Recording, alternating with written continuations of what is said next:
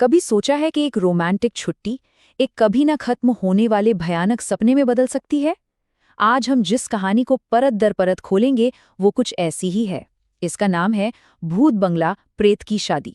एक ऐसी दास्तान जो सच में रोंगटे खड़े कर देगी। जरा सोचिए, एक बिल्कुल सुनसान गांव और वहां एक रहस्यमयी बूढ़ी औरत एक चेतावनी देती है, बंगले से बारात निकलने वाली है, जल्दी से छिप जाओ। बस यहीं से हमारी कहानी की शुरुआत होती है, एक ऐसी चेतावनी के साथ जो एक बहुत ही भयानक रात का आगाज करने वाली थी। देखिए, हर अच्छी कहानी की तरह इसकी शुरुआत भी बड़े रोमांटिक अंदाज से होती है।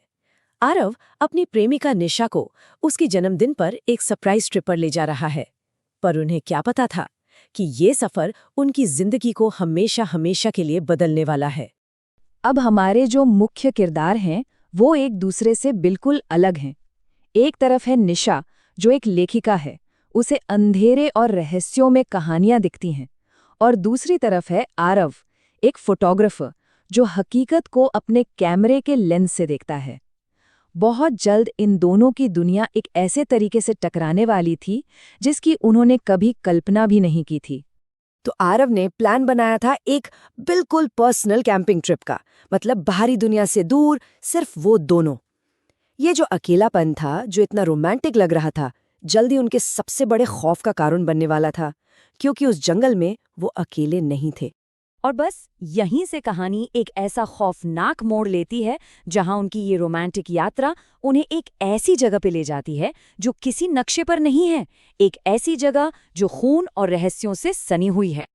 वो रुधिरपुर नाम के गांव में पहुंचते हैं और वहां की हवा में ही कुछ गड़बड़ थी। गांव में मौत जैसा सन्नाटा पसरा हुआ था।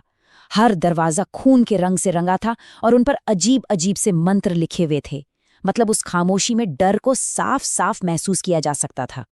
अब जैसे ही आरव इन डरावने नज़ारों की तस्वीरें लेने लगता है, एक बूढ़ी औरत जिसने खून की तरह लाल रंग की पोशाक पहनी हुई है, अचानक उसके कैमरे के सामने आ जाती है। वो फुसफुसाती है, बारात निकलने वाली है, छिप जाओ। और फिर वो हवा में गायब हो जाती है।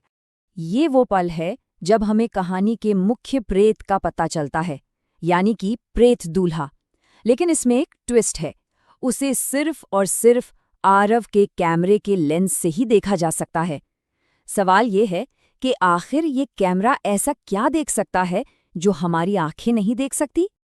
आरव घबराकर अपनी कार की ओर मुड़ता है और उसका दिल जैसे बैठ जाता है।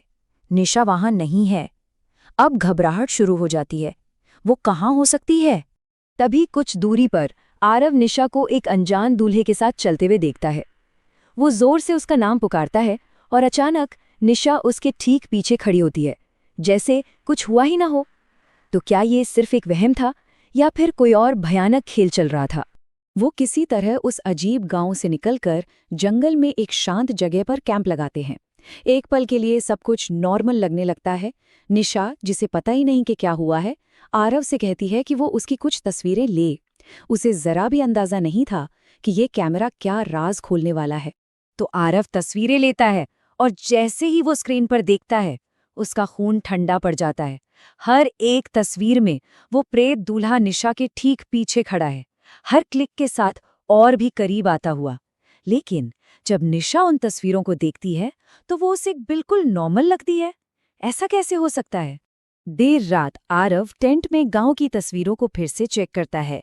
उसका डर अब खौफ में बदल जाता है जब वो देखता है कि वो प्रेत दूल्हा अब हर एक खूनी दरवाजे के बाहर खड़ा है।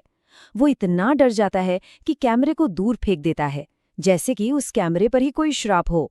और अब कहानी अपने सबसे काले मोड़ पर पहुंचती है। आरव और निशा उस भूतिया हवेली में दाखिल होते हैं, एक ऐसी जगह जो उनके भाग्य पर हमेशा के लिए मोहर लगा देगी।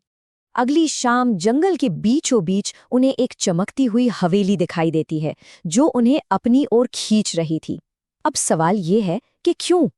क्या ये सिर्फ उनकी उत्सुकता थी या फिर कोई काली शक्तियों ने अंदर बुला रही थी?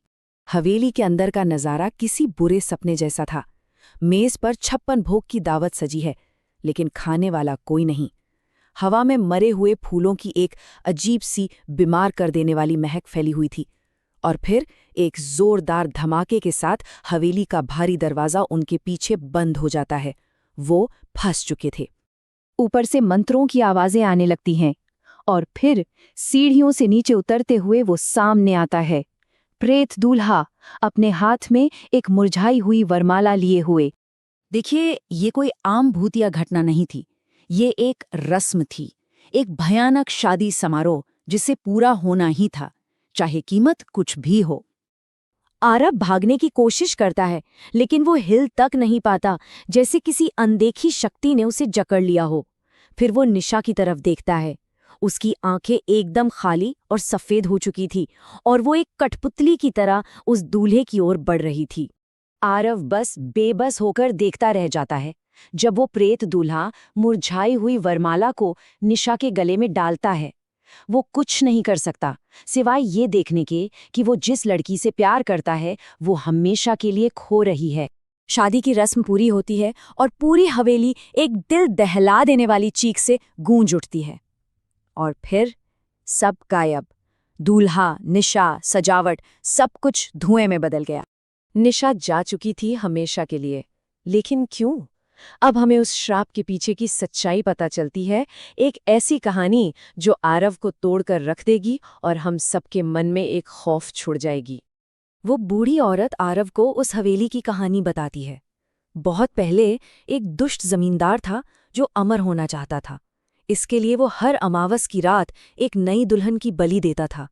तंग आकर गांव वालों ने उसे जिंदा जला दिया, लेकिन उसकी आत्मा वहीं रह गई, हर अमावस पर एक नई दुल्हन का इंतजार करते हुए। और आज अमावस की ही रात थी। आरव इस एहसास से पूरी तरह टूट जाता है कि उसने अनजाने में निशा को मौत के मुंह में धकेल दिया।